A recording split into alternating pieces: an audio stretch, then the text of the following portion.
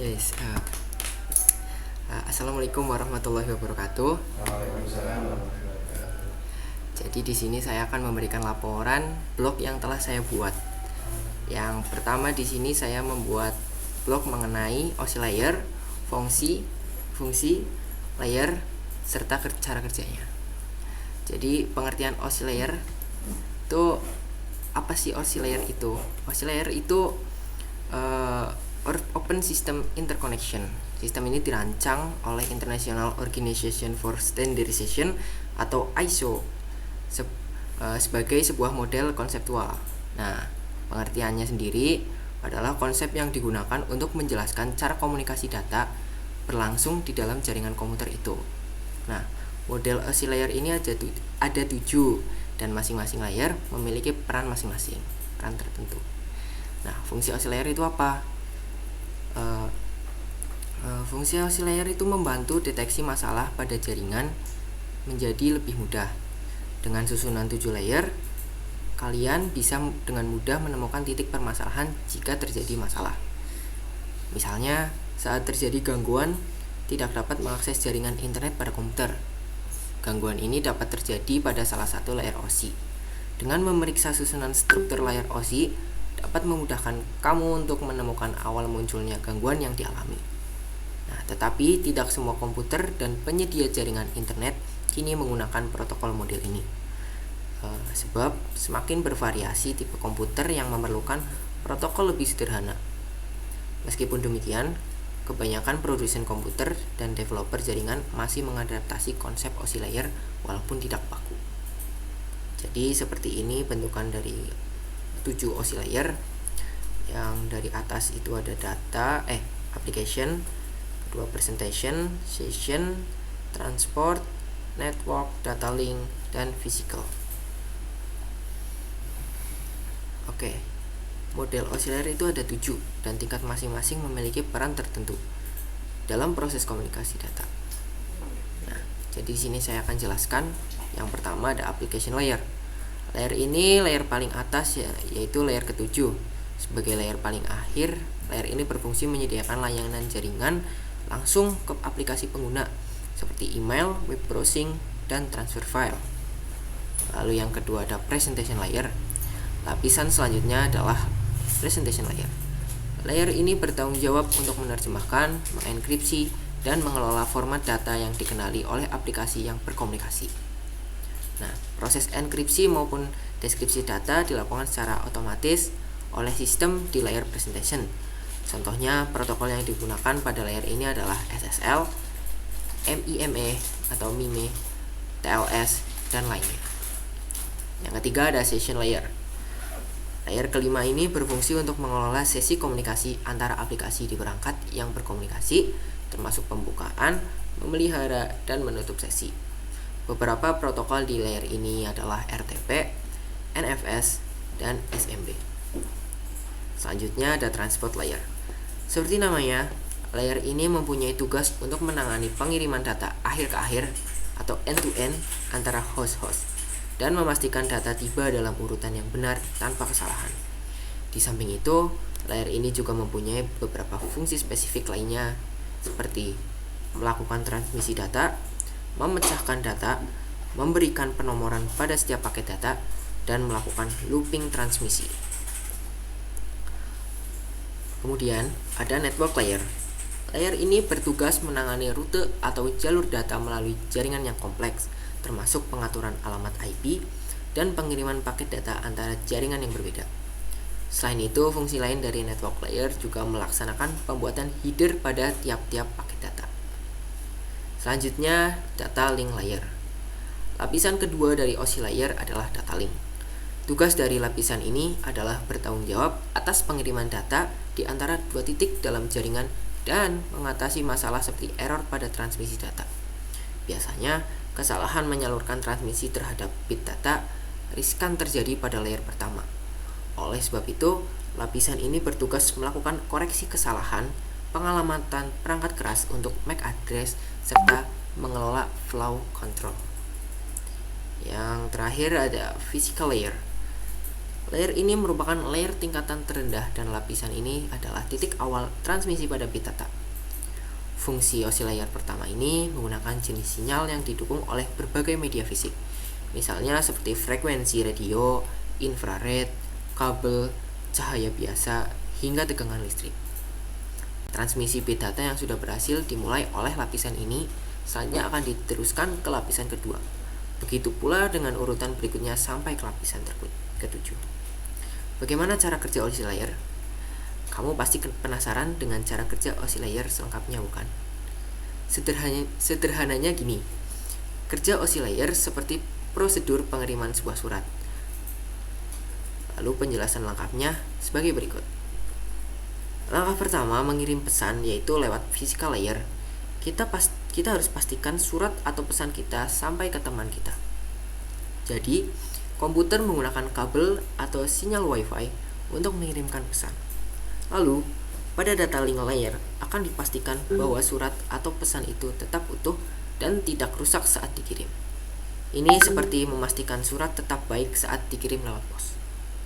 Setelah dipastikan tidak rusak, kemudian network layer bekerja agar kita tahu bagaimana cara terbaik untuk pesan itu sampai ke rumah teman kita. Ini seperti mencari rute tercepat di peta agar pesan cepat sampai. Lalu pada transport layer, pesan tersebut akan dipecah menjadi beberapa paket data dan memberikan penomoran untuk selanjutnya disusun kembali oleh transport layer di perangkat penerima.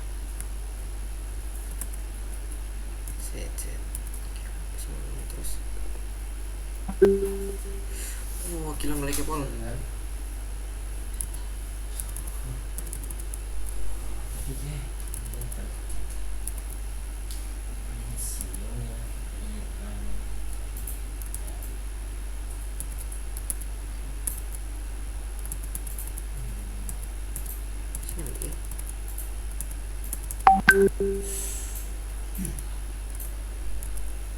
Gimana be apa itu nih ya?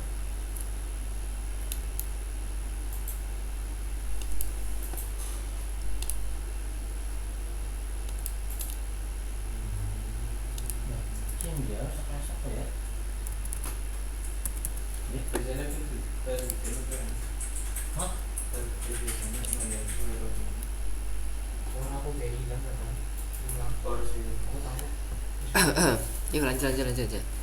Keton Bob. Ketonin di YouTube. Oke, selanjutnya kita beralih ke TCP/IP. Di blog kali ini membahas tentang pemahaman singkat mengenai pengertian, fungsi, layer, dan cara kerja TCP/IP. Oke, sebelum ke isinya, kita harus tahu dulu apa itu TCP/IP. TCP/IP merupakan salah satu jenis protokol yang berguna untuk melakukan proses pertukaran data di antara perangkat yang saling terhubung. Singkatnya, TCP/IP dapat diibaratkan sebagai jembatan yang menghubungkan dua atau lebih perangkat dalam jaringan internet sehingga proses pertukaran data bisa terjadi. Pengembangan protokol TCP/IP ini mulai dilakukan pada akhir dekade 1970-an.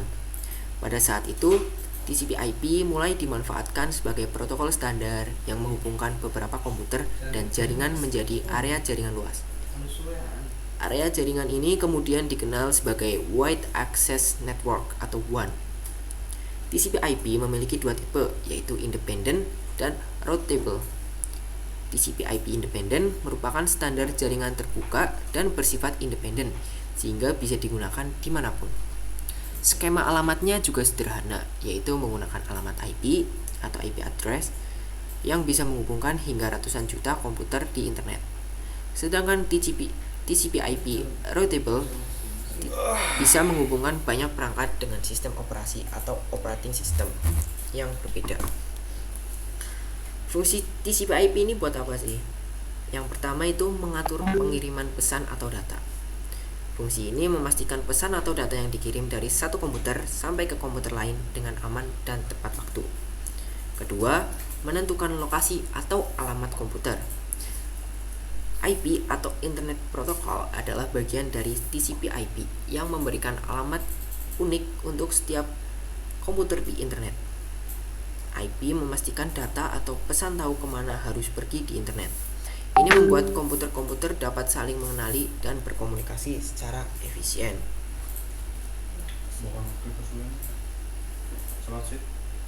Sekarang 4. OSI layer dan penjelasannya.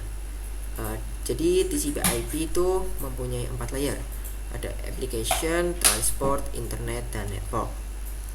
Application ada HTTPS, TLS, dan DNS. Transportnya ada TCP, UDP. Internet ada IPv4, V4, dan IPv6. Networknya ada Ethernet dan wireless LAN. Oke, saya jelaskan satu-satu. Data link layer pada TCP/IP bertugas mengatur proses pengiriman dan pengiriman data antar perangkat.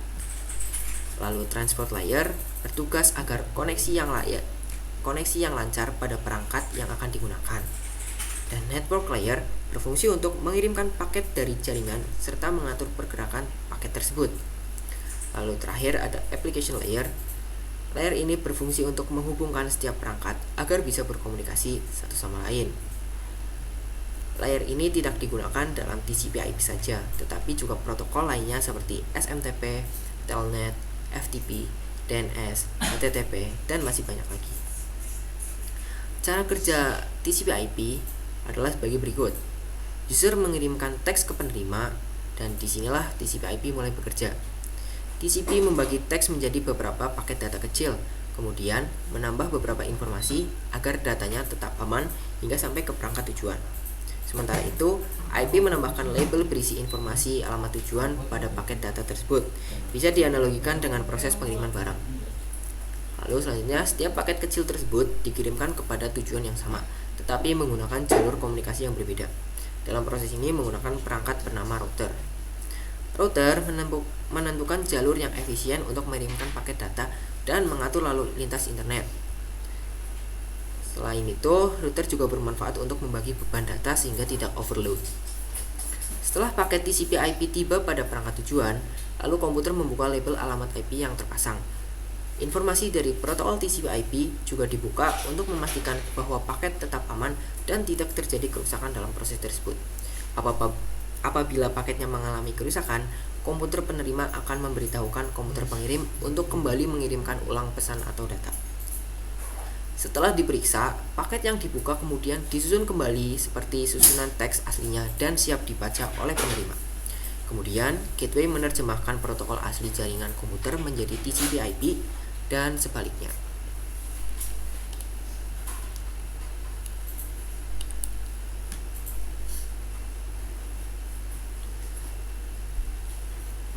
Ayo jangan ngelag.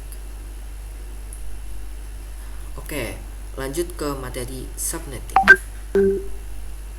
Di sini saya akan menjelaskan awal mula adanya IP address. Internet Protocol atau IP adalah protokol yang digunakan untuk mengirim dan menerima data melalui jaringan komputer. IP awalnya dikembangkan sebagai bagian dari ARPANET atau Advanced Research Project Agency Network, jaringan awal yang menjadi cikal bakal internet modern. IPv4 dikenalkan pada tahun 1983. IPv4 menggunakan alamat 32 bit yang dibagi menjadi 4 bagian, dipisahkan oleh titik. Misalnya 192.168.0.1. Alamat IPv4 terbatas jumlahnya, sekitar 4 miliar alamat IP Unix. Dan dengan berkembangnya internet, jumlah ini menjadi semakin tidak mencukupi. Karena keterbatasan alamat IPv4, organisasi seperti Internet Assigned Number Authority atau IANA mulai mengelola distribusi alamat secara lebih hati-hati. Selain itu, diciptakanlah teknologi seperti Network Address Translation atau NAT untuk memperpanjang penggunaan alamat IPv4. Untuk mengatasi krisis alamat IPv4, IPv6 dikembangkan. IPv6 menggunakan alamat IP 128 bit yang menghasilkan jumlah alamat yang jauh lebih besar, lebih dari 340 undecillion alamat. IPv6 diperkenalkan secara resmi pada tahun 1998 dan secara bertahap diimplementasikan di seluruh internet. Meskipun IPv6 sudah ada sejak lama, implementasinya secara luas masih dalam proses. Beberapa negara dan perusahaan besar telah beralih sepenuhnya ke IPv6, sementara yang lain masih bergantung pada IPv4 dengan teknologi tambahan seperti dual stack atau mendukung keduanya, atau tunjangan IPv4. Sejarah alamat IP mencerminkan evolusi dan tantangan dalam pengembangan internet, mulai dari IPv4 yang membatasi jumlah alamat yang tersedia, hingga munculnya IPv6 yang menawarkan jumlah alamat yang sangat besar untuk mendukung pertumbuhan internet di masa depan. Transisi dari IPv4 ke IPv6 menjadi langkah penting untuk memastikan keberlangsungan dan skalabilitas internet global. Pengertian IP address. IP address adalah serangkaian angka Unix yang diberikan kepada setiap perangkat yang terhubung ke jaringan komputer yang menggunakan protokol IP. Fungsinya buat apa sih? IP address berfungsi agar setiap perangkat yang menggunakan koneksi internet atau jaringan bisa saling menghubungi satu sama lain. Namun bukan itu saja, sederetan angka di IP address juga mempunyai fungsi lainnya. Di antaranya, IP address merupakan identitas bagi sebuah komputer dalam jaringan internet. Dan juga IP address juga berfungsi sebagai alamat pengirim data ke sebuah perangkat yang sedang kita gunakan. Contohnya, pada saat kita mengakses sebuah situs, sebenarnya ada proses penggunduhan data yang dikirim dari situs tersebut. Proses itu dapat terjadi karena adanya IP address. Versi IP address.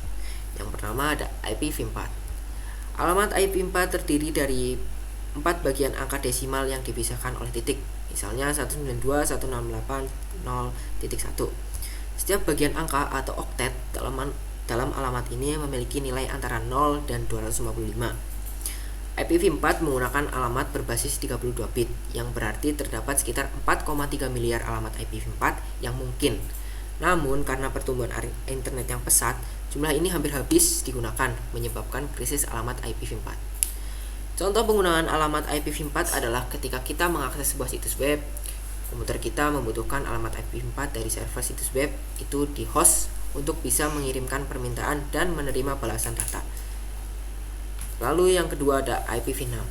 IPv6 dibuat bermaksud untuk menggantikan IPv4. Dikarenakan variasi IPv4 yang kini mulai terbatas, IPv6 ditulis dalam rangkaian digit heksadesimal, 16 digit dan huruf, dipisahkan oleh titik 2.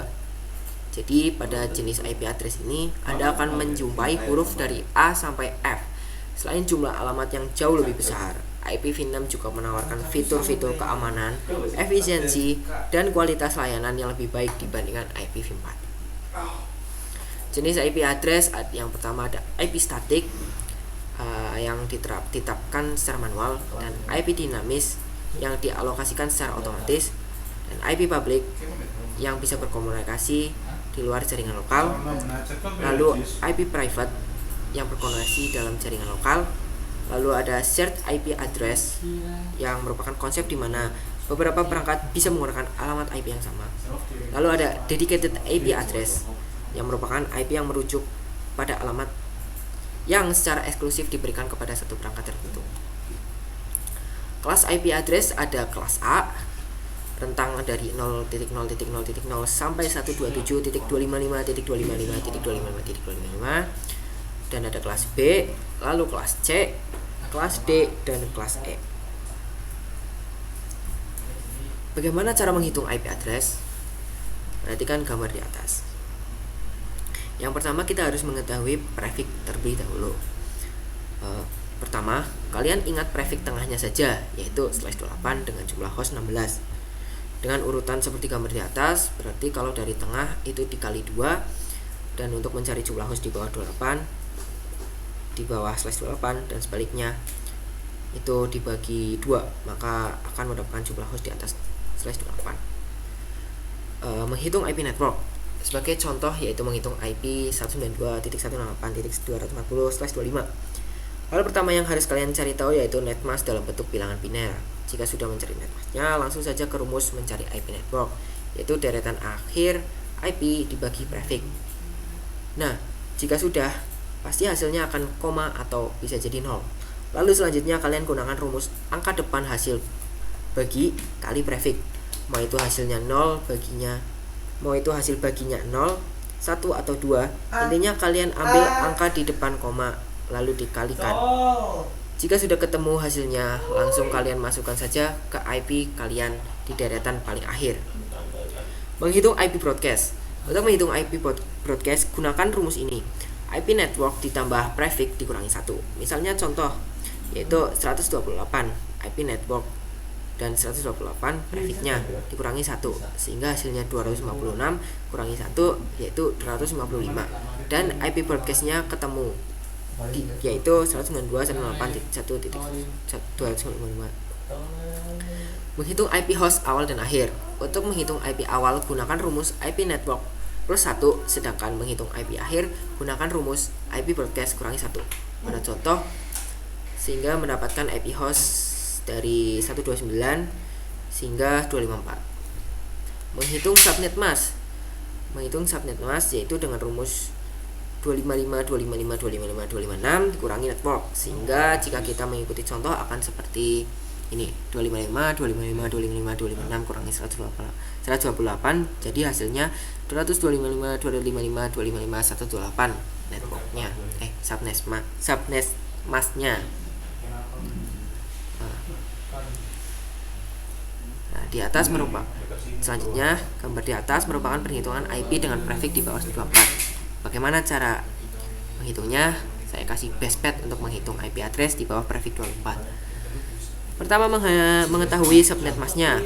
Berbeda dengan cara di atas, hal pertama yang kita lakukan adalah mencari subnet mask dalam bentuk biner terlebih dahulu. Pada contoh terlihat bahwa 172.16.17.56/18 mempunyai subnet mask 255.192.0. Pada bilangan biner menjadi satunya ada 8, itu 2 baris, dan 11 selebihnya 00. Kalian bertanya, apa itu X dan apa itu Y? Baik, saya jelaskan. X merupakan jumlah angka 1 pada kelompok bit ketiga, dan Y merupakan jumlah 0 yang ada sehingga hasilnya ketemu, yaitu X2 dan Y14. Selanjutnya, menghitung subnet. Rumus subnet adalah 2 pangkat X atau 2 pangkat 2 sehingga hasilnya 4. Selanjutnya, menghitung host, dan rumus host atau Y adalah 2 pangkat Y kurangi 2 sehingga 2 pangkat 14 dikurangi 2, dan hasilnya yaitu 16.384 dikurangi 2, yaitu 16.382 host atau PC yang bisa memakai API tersebut. Selanjutnya, menghitung blok subnet. Menghitung blok subnet dengan rumus 256. Menghitung blok subnet dengan rumus 256 kurangi bentuk desimal biner. Seperti di contoh, yaitu 256 kurangi 192 dengan hasil 64. Jadi blok subnetnya ada pada kelipatan 64 seperti 064 128 192 256.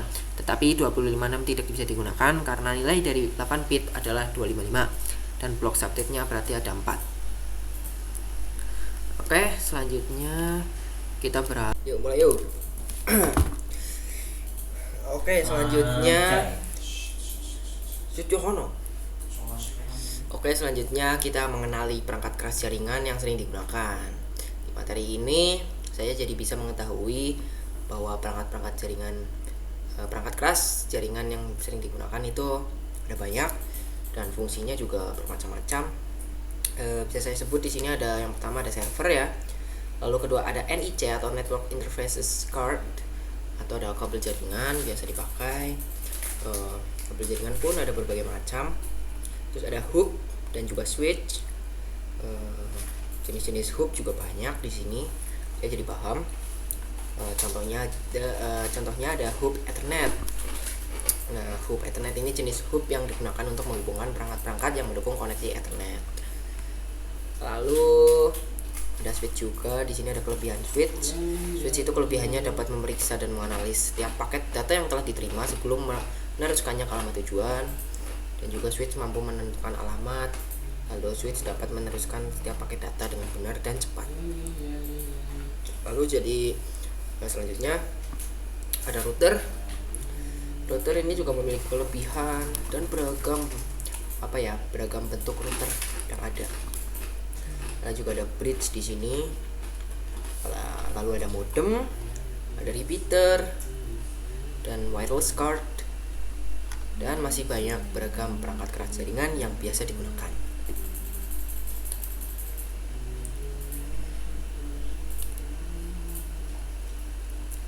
Selanjutnya kita ada switching dan juga routing. Di materi ini saya jadi paham kalau routing adalah proses pengiriman data maupun informasi dengan meneruskan paket data yang dikirim dari jaringan ke satu jaringan lainnya. Jenis-jenis routing pun banyak, ada direct routing, indirect routing. Terus fungsi routing itu sebagai penghubung segmen pada jaringan lain agar dapat mengirimkan paket data. Nah, secara garis besar, routing memiliki 3 fungsi dasar. Yang pertama ada route discovery, 2 ada route management, yang ketiga ada path determination. Cara kerja routing itu sebenarnya berada pada jaringan TCP/IP, di mana proses ini berlangsung terjadi pada pemberian alamat ke setiap pengguna komputer. Lalu selanjutnya ada switching. Switching saya jadi tahu dan paham kalau switching itu proses pengalihan paket data dari suatu sumber ke tujuan yang sudah ditentukan dalam jaringan komputer. Dan metode switching itu ada beberapa ini, yaitu ada circuit switching, packet switching, message switching. Dan modenya ada store and forward, lalu cut through, terus fragment free. Lalu jenis-jenisnya, jenis-jenis switching itu ada LAN switching, ada WAN switching, ATM switching. Lalu selanjutnya manfaat penggunaan switching dalam jaringan. Manfaatnya adalah kecepatan yang lebih tinggi, kapasitas jaringan lebih besar, meningkatkan keamanan jaringan, dan mengurangi collision pada jaringan.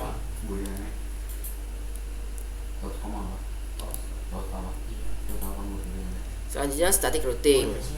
Mengapa sih static routing ini masih relevan di era jaringan modern? Di sini saya juga paham tentang pengertian dari static routing. Static routing ternyata routing yang dilakukan secara manual.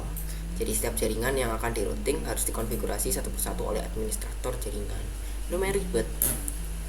Nah, fungsinya itu ada 3 fungsi utama, yaitu menentukan jalur, membatasi kemungkinan pengalihan rute, dan juga ideal untuk jaringan lebih kecil. Cara kerja static routing ini, yang pertama kita harus konfigurasi routing statis. Ya betul. Terus ada tabel routing statisnya, terus proses routing statisnya, lalu penentuan next hopnya, pengiriman paket data, dan prosesnya itu berulang. Ini bukan cara kerja, lebih ke tahapan kerja static routingnya. Lalu selanjutnya ada kelebihan static routing, ada mudah mendeteksi dan isolasi kesalahan. Lalu jalurnya itu statis dan lebih aman, lebih kebal dari hacker juga. Terus terpeliharanya bandwidth, sebab terus memperbarui informasi router yang diperlukan secara terus-menerus. Lalu lebih mudah untuk mengirim paket, dan juga beban kerja lebih ringan dibandingkan menggunakan dynamic routing. Kekurangan dari static routing ini, yang pertama itu rumit dan ribet. Lalu konfigurasinya itu rentan terhadap kesalahan ketika entry. Terus ketika suatu router down, maka informasi ke router lain akan terhenti atau tidak terjadi pembaruan. Selanjutnya yang terakhir ada konfigurasi yang secara manual. Jadi kita harus mengetahui semua alamat network yang dituju. Jadi static routing sebenarnya iya nggak iya, karena ribet. Lalu ada wireless networking. Oke, apa sih wireless networking? Saya dulu bertanya-tanya dan sekarang jadi paham. Karena kita sering menggunakan wireless ini di dunia atau di era digital sekarang, wirelessan, tapi kita nggak tahu wireless itu apa gitu. Apalagi wireless networking ini yang sangat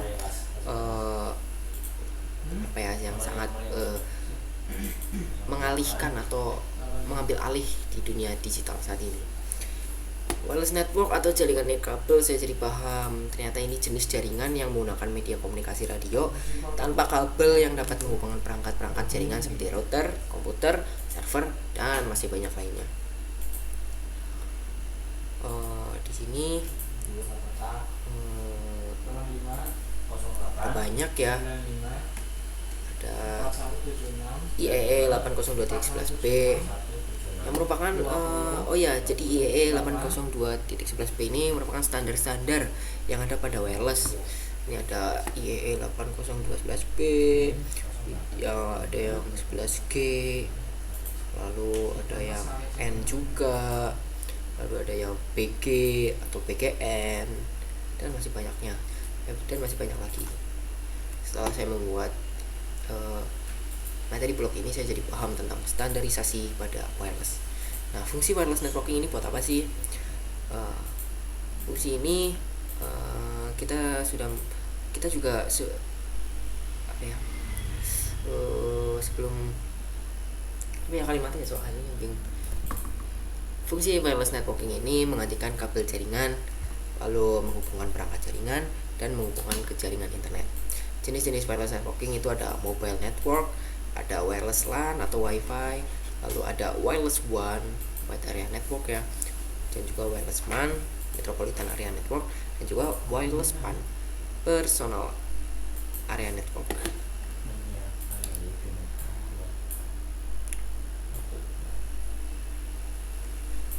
Lalu kita lanjut ke IPv6. Ini evolusi dari IPv4 ke jaringan masa depan. Nah, kita sudah tahu bahwa masalah IPv4 ini yaitu menjadi terbatas, karena sekarang di dunia, penduduk di dunia itu mencapai 7 miliar lebih, dan kita nggak tahu mereka ini mempunyai berapa IP, dan IPv4 hanya menyediakan 4 miliar IP kurang lebih. Nah, di materi ini saya jadi paham akar dari IPv6, kenapa IPv6 tercipta, dan juga permasalahannya dan fitur-fiturnya juga.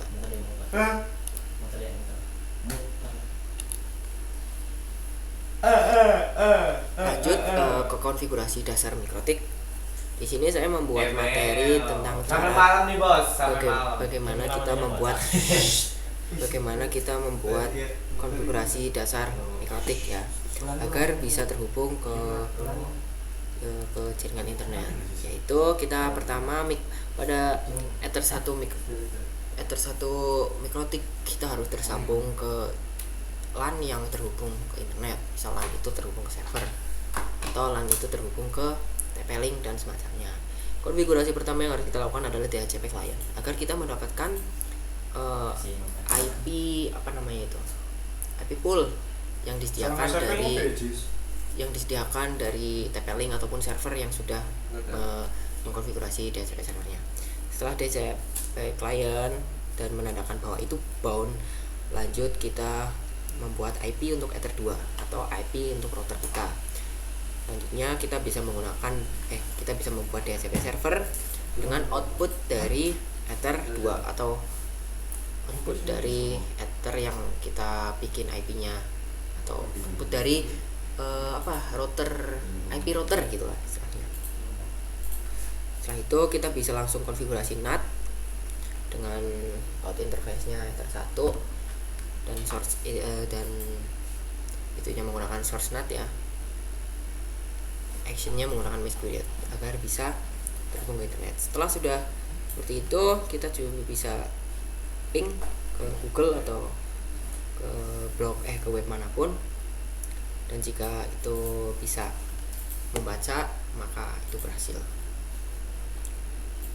Lanjut ke cara mengonenkan localhost menggunakan IP public. Ini pertama kalinya saya berkesinambungan di IP public, jadi saya lumayan tertarik dan juga merasa seru untuk konfigurasi ini. Di materi ini saya mengkonfigurasi localhost saya biar bisa diakses melalui IP public dengan cara menggunakan VPN LTTP. Yang jelas pertama saya menggunakan LTTP ini sebagai sebagai dialnya agar bisa menggunakan IP public. Lalu selanjutnya kita di materi ini saya juga berlangganan IP public di Perwira Media Solusi. By the way, kalian juga jangan lupa order ya, murah-murah dan kualitasnya bagus. Oke, selanjutnya kita ke materi tutorial install LTTP di Linux Mint saya. Jadi di materi ini saya jadi paham bagaimana cara menginstal VPN. Karena ternyata VPN pada Linux ini terpisah atau kita harus install mandiri. Tidak seperti Windows. Windows mungkin iya, tapi biasanya kita menggunakan Windows sudah ada gitu loh. Jadi saat kita menambah VPN sudah ada tipe VPN yang mau kita tambahkan. Lalu lanjut ke menginstal LAMP. LAMP merupakan Linux, Apache, MySQL dan PHP atau PHP. Ya, jadi di sini juga ternyata jika kita gali lebih dalam, LAMP ini sebenarnya luas banget.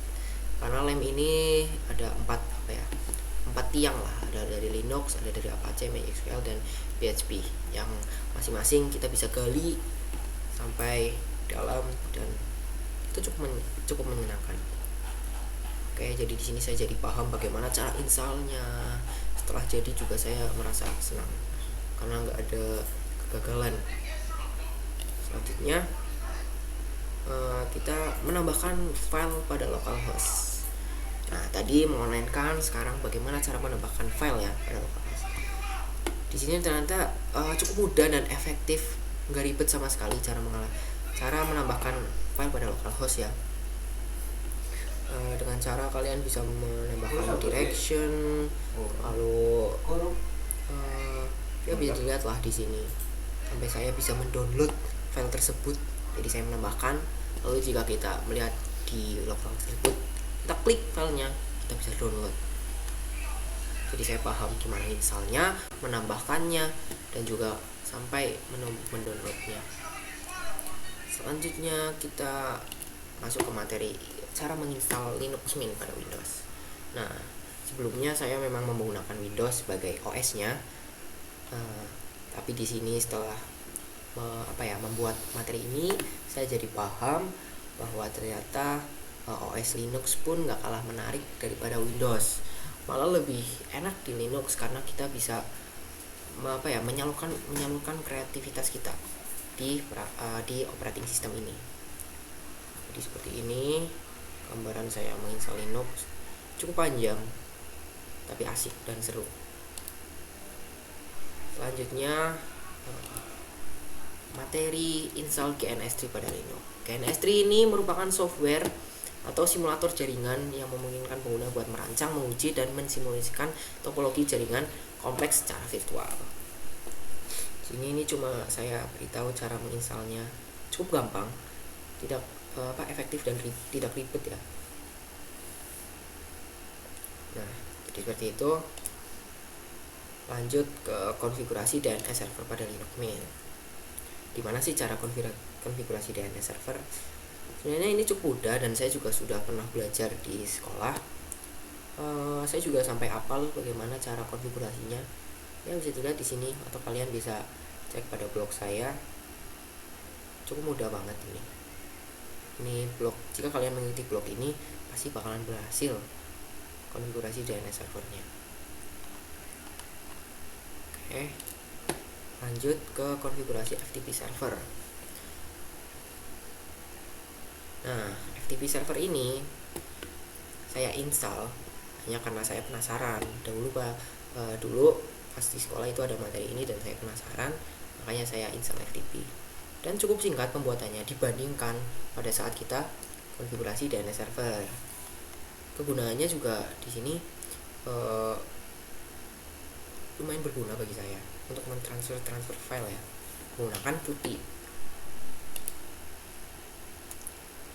Oke, lanjut ke materi tutorial memasang atau menginstal Mikrotik CHR pada GNS3. Nah, GNS3 sendiri kan simulator jaringan ya, virtual ya. Nah, kita semisal ingin menggunakan Mikrotik ya harus mendownload atau menginstal Mikrotik CHR di GNS3 tersebut.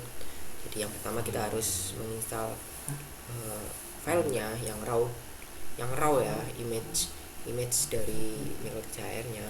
Kita install, lalu kita masukkan di bagian kemu virtual, kita beri nama, terus kita setting RAM-nya mau berapa, terus kita juga setting kita remote menggunakan apa. Jadi ini pakai telnet ya, terus disknya mana kita cari ya. Jadi saya paham dan itu seru. Nest3 menurut saya simulator jaringan yang lumayan mengasihkan. Lalu kita lanjut konfigurasi dasar wireless. Ini sebenarnya materi yang terlambat saya blok, tapi tidak apa-apa. Di konfigurasi dasar ini wireless, saya jadi paham bagaimana cara menyeting wireless ya. Saya sebenarnya rada kurang mengerti tentang perwirelessan, tapi gara-gara ini saya jadi paham apa yang ada di wireless, walaupun cuma dasarnya.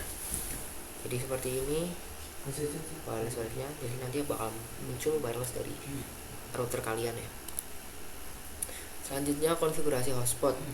Nah, jika kita udah mengaktifkan wirelessnya dan kita pengen lebih kompleks lagi cara masuk, cara login, kita bisa mengaktifkan hotspot.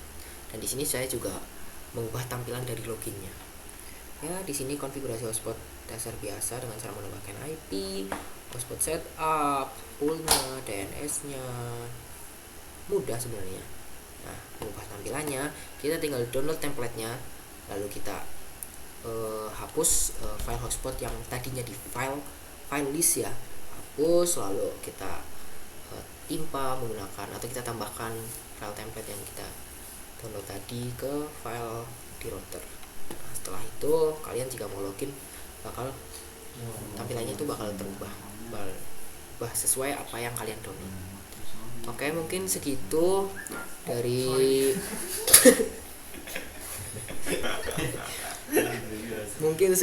dari presentasi saya. Tidak ada kesalahan maupun ketidaksengajaan yang menyinggung perasaan, mohon dimaafkan. Wassalamualaikum warahmatullahi wabarakatuh. Sorry ya.